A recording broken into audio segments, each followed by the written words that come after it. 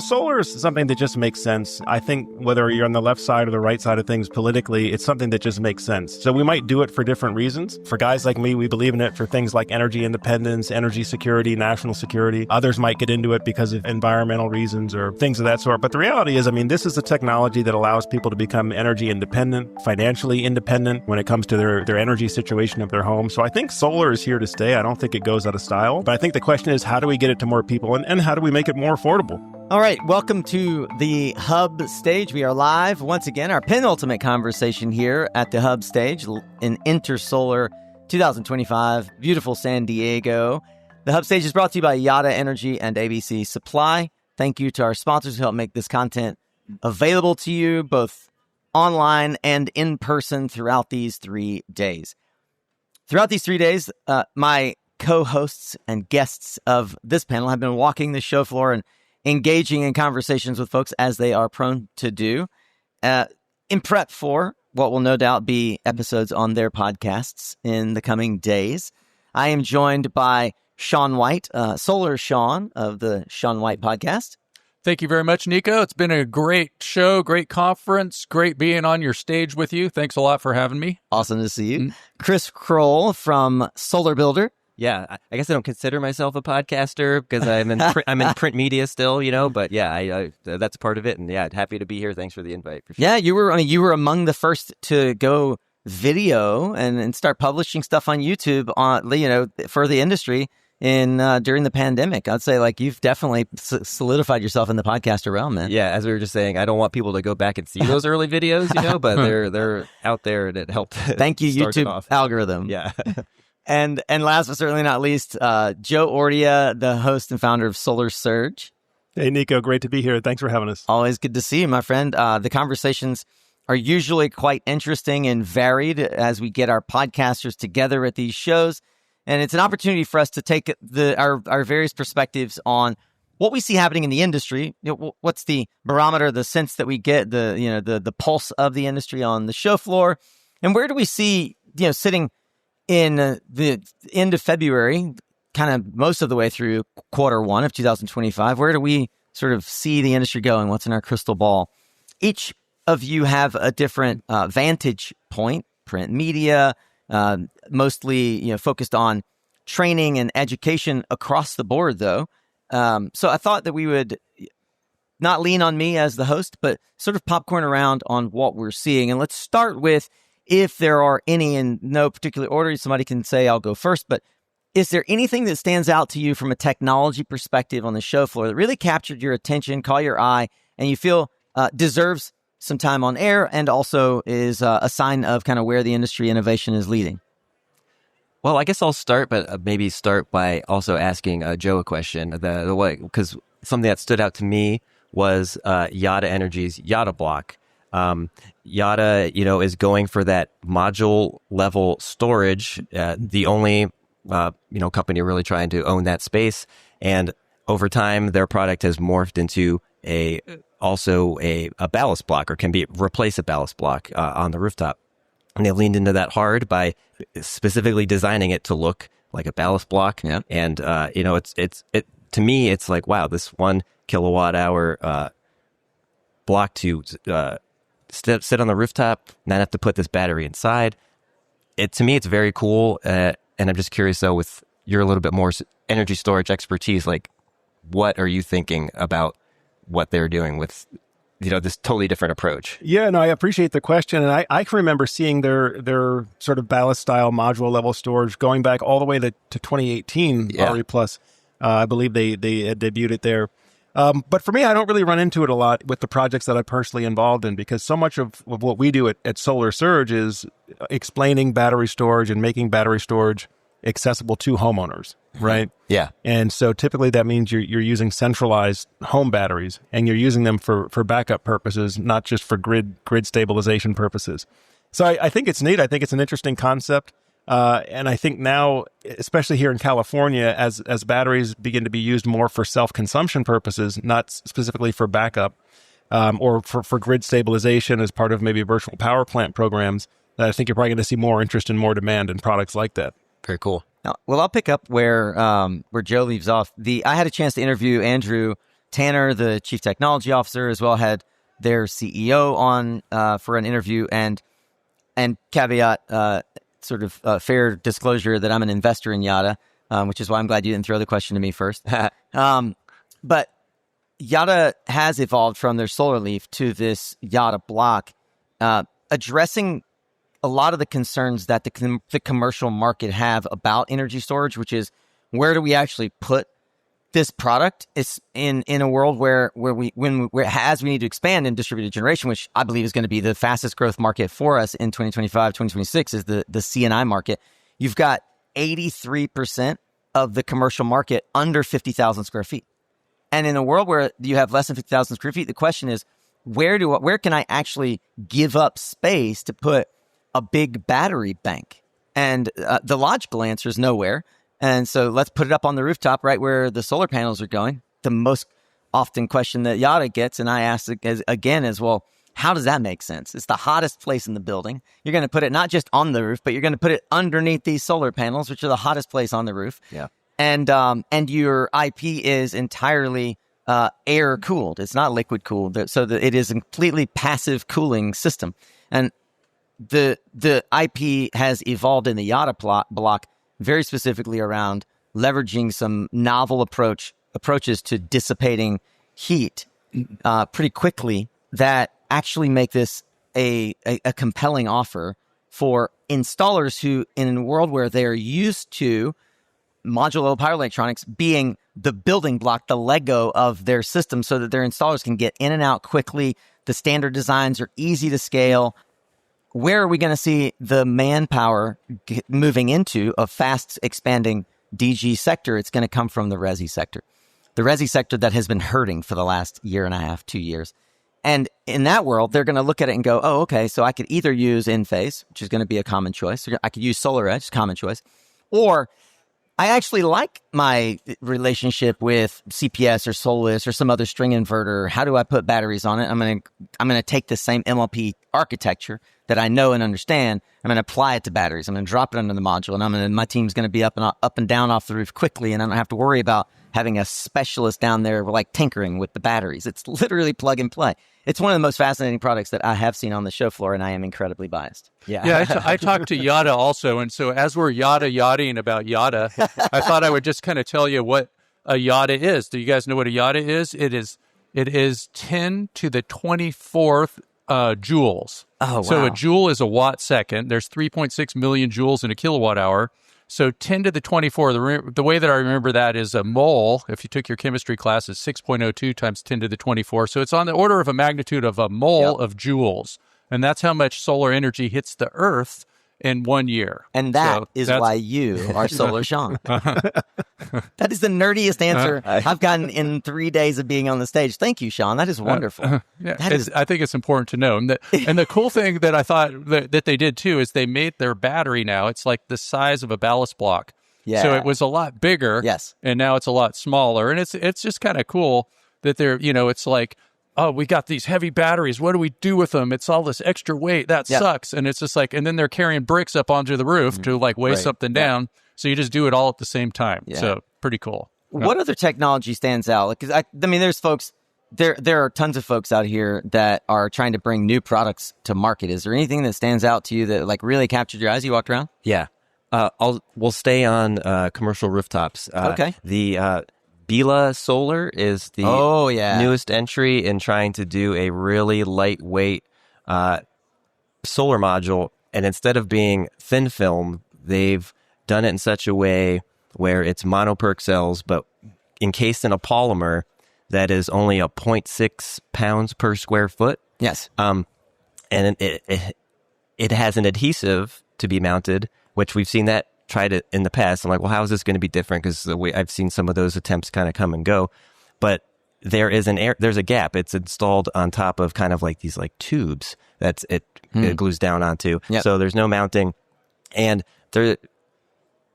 you can see this used in maybe even just a supplemental way. You can help fill these rooftops we're talking about. That there's nuances to them, and not all these roofs can hold a ballast block, a Yotta block, just a regular solar module. The average tilt-up building, I know, but I can go deep into this topic. The average tilt-up building in the U.S. Walmarts, Targets, etc. 3 pounds per square foot rooftop point load. There you go. And So, the ballast block is 2.5 of that. yeah. So I'm just intrigued that they're going to be able, and they're manufacturing this in the U.S. I forget which. It might Indianapolis. Be Indiana, right? Indianapolis. Yeah, I toured Yeah. their factory recently. It's pretty cool. Fantastic. Yeah, and I saw some of the first ones that came off the assembly line, and it was kind of cool. I took pictures, but there were some cracked cells in there. Yeah. But they were just like tuning up their machine, so nothing Yeah. wrong with that. And those cells are now going to be sourced from the U.S. too. They're sourcing it from ES Foundry, which just opened up a plant in South Carolina. Yeah, and actually what they're going to do with those cells, though, is they're not going to use those for their product that's the really lightweight one. Oh, that's right. They're going to do Yeah. some metal They're gonna frame one, yeah. glass modules, real standard stuff. But pretty cool, like made in America, solar cells made Yeah. in America. So I don't know if you guys caught the episode we did with Ryan Wartina, the founder of Jelly, who sold it to Q Cells. They are now doing this thing called Dragon Wings, which is literally like we've all seen this idea attempted 36 times in the last 20 years.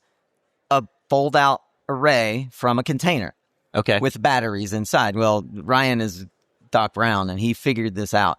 One of the secret weapons to his arsenal is Bela modules. It's the only way that he can get a 60-foot span Yeah. and effectively 33 kilowatts on this, architecture that scissor arms out with solar panels. I mean, it was our maybe our second behind Alex Honnold, like our second most viewed short on YouTube this past year. It is a fascinating product, and I bring it up because it's only possible because of the technology from Bela. That's really the only market player that can make it work. Yeah. From a weight perspective. I just love that we keep seeing these innovations. Sometimes they rise and then they fall, but then there's always something. There's a kernel, and then they kind of like rise back up again. And we That's just right. keep like fine tuning things, and some of these are starting to hit. Yep. yeah, and it's also got no metal parts. The Bela Solar ones, the non-glass, not without the frames, and they have like this other thing too that's like a fiberglass way to rack it, Yes. like to put it up there. And so I'm kind of thinking too that they're going to probably come up with some kind of rapid shutdown solution, Right. because there is a way to do rapid shutdown Totally. without when you don't have like metal parts and grounded parts and all that kind of stuff. Yep. So pretty cool stuff. And I'm also friends with the people that are developing it and all that. Nice. So, yeah. Well, I'm going to throw another one at you, Joe, that that's in your wheelhouse. I went by the Fronius booth because I'm always curious how what I consider to be kind of legacy products that helped build the industry are doing to evolve. And I'm impressed with their Gen 24 Plus product. One of the things that I'm curious from your perspective, is it novel or not, is this ability to do a upgradable, like over-the-air inverter, where effectively like everything you need is there to add storage on. You just need a software upgrade. Literally, like you can buy it, put it in, and it's future-proof. Is that something that you see as novel, or where else are you seeing that kind of technology? And maybe talk about the importance of that for the installer.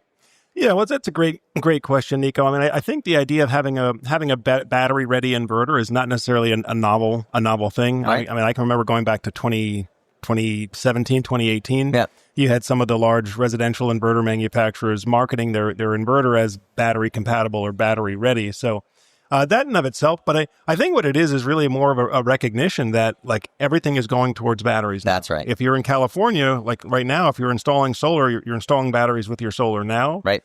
And because California sort of is known as sort of the trendsetter as far as solar policy, net metering policy, the rest of the country is basically saying, well, they're all going batteries now. Europe, they're all gone batteries now. That's right. So it's coming to the rest of the country soon.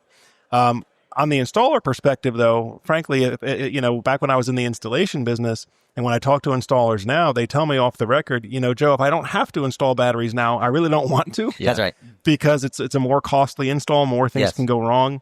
Now you're responsible not just to keep the solar panels working, but you're responsible to keep that home with secure backup power as well. It's just more risk, more complexity for the installer. Yeah. So I like with what Fronius is doing, where they have their battery-ready inverter. It's a simple string inverter, simple install on day one. And then if that contractor wants to be able to come back 3 years or 5 years later and add battery storage, either for self-consumption or for backup, they pretty much have all the main components there to do that. There's another topic that came up in a conversation that I was having around it, like thinking about legacy products. This year, meaning the past year, we saw one of the industry-leading legacy products sort of wither off the vine, SunPower. SunPower.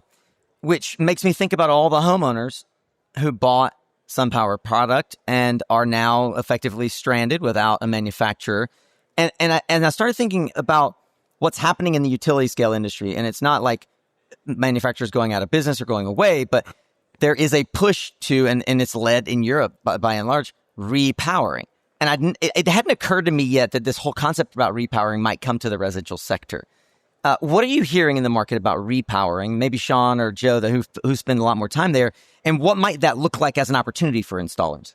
So say it again. What do you mean by repowering? Well, repowering in the utility scale sector is literally going in and saying, well, you bought Mitsubishi 190s. Oh. We're going to upgrade your system to Seg Solar 450s.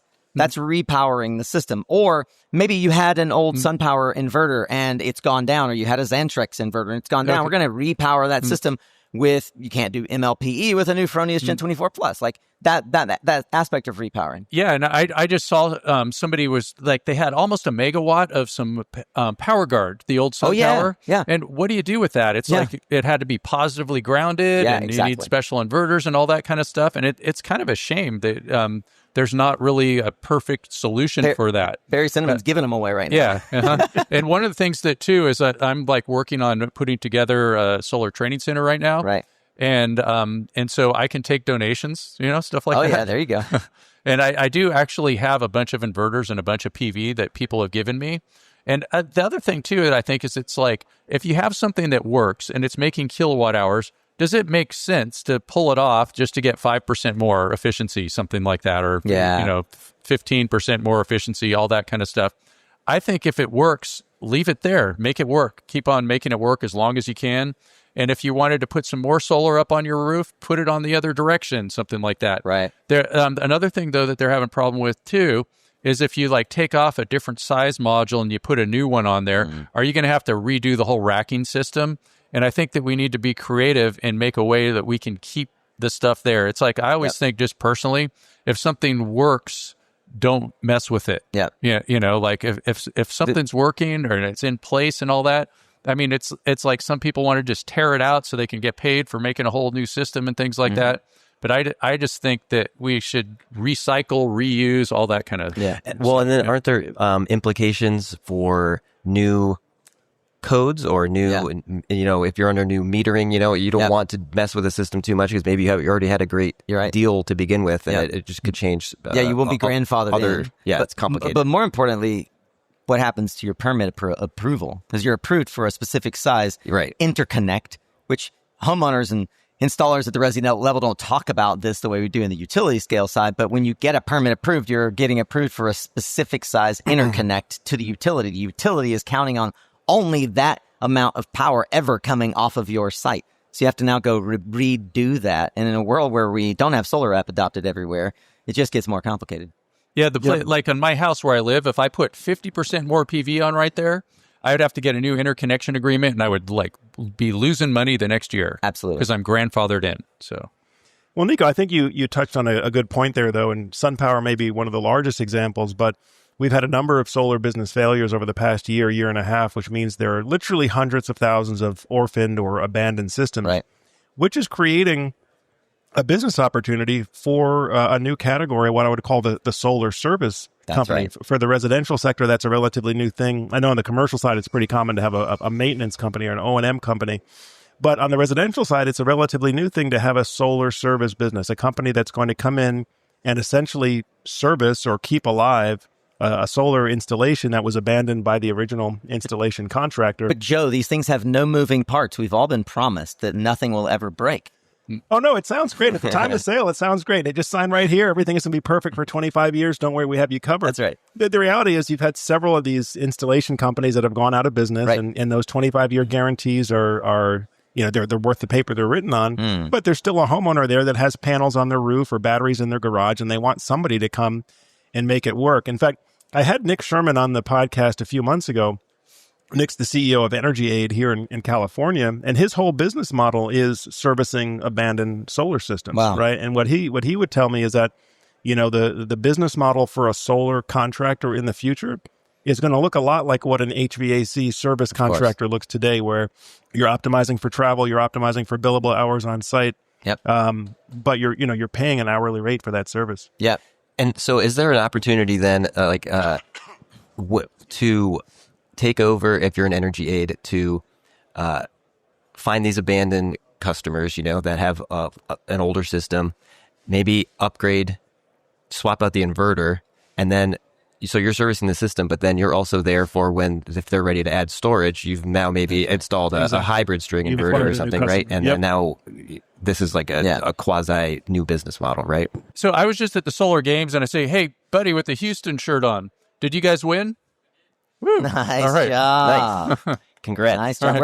We're actually going to have the Houston team on in about 25 minutes. Okay, cool. Yeah, I saw that they finished a lot sooner than the other team. That's So why he's hanging out over here. yeah. Okay. Good shout out to the Solar Games. We're here live at Intersolar 2025. So yeah, we have the new Rich that just won the $10,000 award sitting in the audience. Well, I wonder, the 2025 is it's going to be a crucible for many. And Chris was asking me before we came on, should we be sincere and honest about what we're seeing, or should we be the cheerleaders for the industry? And I try not to, as much as I am often on stage trying to cheer folks up. I don't really want to be a cheerleader. What we need is to move into a period of recovery. And I'd love to hear you guys' sense of like a barometer on how people are feeling based on the conversations you've had on the show floor. What are the concerns? Where do we see the industry heading in terms of what pain points need to be addressed? And, generally, what's the conversation like with folks as you census the industry? I mean, there's a lot. It even goes, beyond what's happening with the industry. There's just things aren't necessarily just great in general. What I would say with so what's happening with in the economy, with the government. There's just a lot of instability, and if you're in solar long enough, you know that people just need to know what the playing field is, and then you can adapt and kind of build your strategy forward. Right. And there are so many things that, even with domestic content, there are companies that, they agreed and they put their factory in place and they were playing to the safe harbor table cost percentages and got things dialed in. And then suddenly the year starts and there's new cost percentages. And now what they had planned to meet the percent, the 40%, 45% went away. And now it's like, well, now what are we going to do? So there's that perspective on things that stood out to me. And then just companies in general, just being unsure of what the future of the ITC is. I mean, there's just a lot. We'll know this at some point, and however it changes, people will adapt. This is solar. Things will get figured out. But just right now, we're just in that weird, we'll have to just wait to see what happens. Yeah. That's what I've been hearing, Yeah, everybody knows that there's a lot of fear and loathing out there. But I just happen to be a chronic optimist, and I always try to, look at the bright side of things. And so just, we survived the first Trump administration. In fact, the solar industry grew a lot during that time. Thrived. And it's going to happen again. Yeah. And it's the cheapest form of electricity. It's the best. And they want to do all that AI and all that kind of stuff. And then there's actually a lot of people in this industry that are hiding their red hats in their backpacks. And I've talked to a few of them. Yeah. And I'm not one of them, so just so people, but like some of the things that they've been saying is that, they talk about government efficiency and all that stuff. And so what about that? Why are we paying triple for a PV system of somebody in Australia?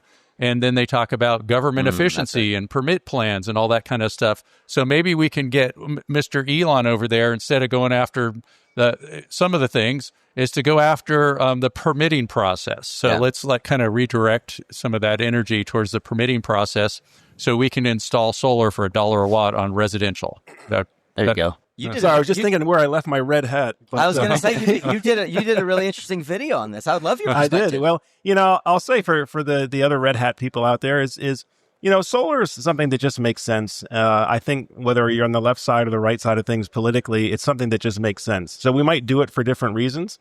For guys like me, we believe in it for things like energy independence, energy security, national security. Others might get into it because of environmental reasons or things of that sort. But the reality is, this is a technology that allows people to become energy independent, that allows people to be financially independent. or financially in a stronger position when it comes to their energy situation of their home. So I think solar is here to stay. I don't think it goes out of style. Yeah. But I think the question is, how do we get it to more people, and how do we make it more affordable? Yeah. Like Sean mentioned, the rest of the world has much cheaper solar. Whether you're talking about Europe, Australia, China, Africa, they have it a lot cheaper than we have it. Unless you want to go the do-it-yourself route, which is a good segment of the community now as well, is still that sort of off-grid do-it-yourself community. But for legit on-the-grid permitted solar, we're paying more than we should have to. Yeah. There's Sean started out by saying that there was a lot of fear and loathing, and that's true. I saw a lot of slumped shoulders walking around the show floor. Yeah. And not because they weren't getting the pricing they wanted. There's a lot of folks secretly laying folks off this week, next week, last week. I've shared fairly openly in my close circle, we're a content marketing company, and we live and die by the budget cycles of our patrons, of our sponsor partners. The 50% of our marketing counterparts that still have a job don't have a budget. Yeah. Right? I introduced a new sales manager this week. Yeah. It was his first day. He's a longtime friend of mine. He's been in B2B publishing for a long time, but it was his first day in the solar industry at Intersolar, and we were having these conversations, and he was like, man, did I join this at the wrong time? Because just most of the conversation were like, where our budgets aren't quite there. You're right. That gives you that vibe of everyone's not quite sure how this year's going to go, know? Well, for those who are not quite sure how the year's going to go, I had a longtime friend come over and just sit and hang out this morning, a guy named Rue Phillips. If you've been in the industry for any period of time, Rue Phillips. He built and sold 3 companies, 3 of the more important companies, sort of on a pioneering level of service to the industry. Most recently built and sold Pronto 365 for a lot of money to Enphase, doing exactly what you are talking about, training a workforce to go out and fix solar projects on the resi, commercial, and utility scale side, and building an entire huge business around that. And I said, Rue, you've been in business for a long time. You have seen these cycles come and go. What's your advice for entrepreneurs who are struggling right now? Maybe they are dealing with layoffs or lack of budget authority or approvals. And he said, in my team, I wish I could do a proper British accent because he's got a beautiful British accent. But he says, in my team, we're following the 3 R's right now. And I said, well, Rue, what are the 3 R's for those of us who haven't read all the books you have? And it's restructure, reinvent, and recover. And every entrepreneur that he coaches or is working with or invested in right now is in some form of, with rare exception, restructuring. Really thinking, is this the product category I want to sell or focus on? Is this the right target customer? Or reinventing themselves. Am I building this business towards the right customer market segment, et cetera? Should I be thinking outside of U.S. borders? Should I be drawing outside of the lines in terms of what I consider to be my business model? And then recover is almost self-explanatory, but you got to recover the lost revenue in some way through tactic and strategy. And let's face it, the reason that many of the budgets aren't there is people are getting laid off. Folks are just trying to hold back and wait and see. And if there's one thing that the current administration's sort of positioning has created, it is stagnation. And that stagnation is that wait and see game right now where folks are holding off on making decisions. They're waiting until they have better clarity. And I wish from our vantage point, from our sort of hawk's nest, as it were, in the industry, we could give them more security and confidence. But based on the last 3 days, the only confidence I can give them is that the rest of Q1 is going to look like the past of Q1. Yeah. It'd be interesting to go back 8 years exactly and see if we were in the same place. Yeah. Like I can't remember exactly what was happening 8 years ago. But, it was like that was the first Trump administration. And I imagine there was probably lots of fear and loathing and there's probably some layoffs and all that kind of stuff. And it's wintertime right now. And the leaves are, there's no leaves on the trees. And it's just part of a cycle. Right. And it's going to come back. Yeah. No. Well, as we Did you have something to add? Well, Ding, I was just going to say that I think one thing that I can say for sure, although certain segments of our industry are under a lot of pressure. I know the residential contractors have had a really tough time over the past couple of years. Some of the equipment manufacturers, particularly the module manufacturers, are dealing with tons of competition and some uncertainty around tariffs and other policy issues. But one thing I can say for certainty is that the battery segment of our industry is definitely seeing a lot of forward investment. There are companies that are well capitalized, that are here, that are committing marketing dollars to establishing a foothold in the U.S. market. Again, we're behind the rest of the world when it comes to storage adoption. The Europeans are far ahead of us, Africa, Australia. So it's like the storage market is just finally fully open for business, or finally fully opening for business here in the U.S. And I think companies that are in the storage part of our industry are gearing up for growth, and I think there's opportunity. So before we wrap, I have one question for you, because I want to test a hypothesis of something that I've developed through conversations at this show with largely Asian battery manufacturers. So the battery supply chain, if you're unfamiliar, is dominated by Asian manufacturers, largely China. Most of the IP, almost all of the critical metals and minerals that go into the battery itself, especially LFP, despite it being invented here on U.S. soil, is in China. And so therefore, most utility scale and almost all of the resi sector rely on batteries brought in from China. Many of the utility scale manufacturers of batteries have committed to a domestic supply chain plan, largely driven by 45X. We know that Enphase and SolarEdge have made that commitment as well, at least on the inverter side. I'm not sure about storage. I'm curious if my hypothesis is true, that because of the current focus on independent U.S. energy dominance, reshoring of manufacturing, et cetera, the vernacular around that, the creation of jobs around that, and the feeling and sense of national pride around that, do you anticipate that price can still drive folks to place POs for China-based, no domestic manufacturing plan batteries? Or are folks going to take a principled stand and say, if you don't have a domestic plan, we're not going to buy from you? I think you're going to see both. I've met with companies at this conference this week, brands that you might consider, that's a low-cost China-made brand. They have plans to do domestic manufacturing and to do it in the very, very near future. Yeah. So I think you're going to be surprised by the end of 2025. A lot of the battery products, a lot of the brands that we talk about on the Solar Surge channel are going to be made in USA and domestic content compliant products. Fantastic. Well, Joe snuck in his plug for how you can find more content from Joe. So why don't we do a quick round of goodbyes? I'm really grateful for the opportunity to always see you all in person and get a chance to ask you questions and have us sort of share thoughts as peers.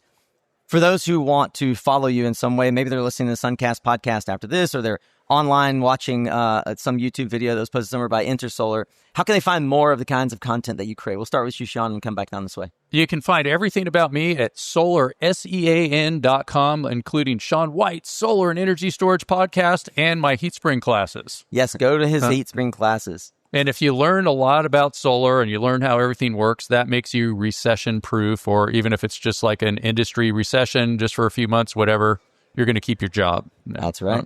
Yeah. Solar Builder Magazine, you can find it at solarbuildermag.com. You can also go to youtube.com/solarbuilder to find our various video series that we have there. Solar Builder Radio is our podcast feed, which is basically just the audio versions of the videos right now, but trying some more stuff there. Also working with the Mayfield Renewables team on their Dispatches from the Energy Transition, thank you, series that we're developing more digital products for that as well. So just lots of stuff with Solar Builder going on. Apart from being the best print media magazine in the industry. There you go. Thank you for saying that. You're welcome. Woo. And of course, I'm Joe from the Solar Surge YouTube channel. So YouTube's probably the best way to find us, Solar Surge. You can find us on LinkedIn and Instagram as well as our website, solarsurge.net. And I am Nico Johnson from SunCast podcast. And lots of folks find me on LinkedIn, but you can find every way to connect with us at suncast.media, including how to subscribe to our podcast and listen as thousands of others do every week as we bring you leaders from the front lines of the clean energy transition. If you're looking at ways to enhance your content, which we all think that you should, then you should start here with one of the four of us on this stage. We are considered experts in the industry of how to create and attract content that converts. I think that it really matters in this day and age that you learn how to make content that converts, content that captures the only thing that matters in the 21st century, which is attention. We're in an attention economy, folks. We produce this kind of stuff so that we can help you get smarter and do better, move faster with more confidence. So thank you for taking time to be with us here in person and online. And thank you all for being here with me. Thank you. Thanks, Thank you, Nico. man.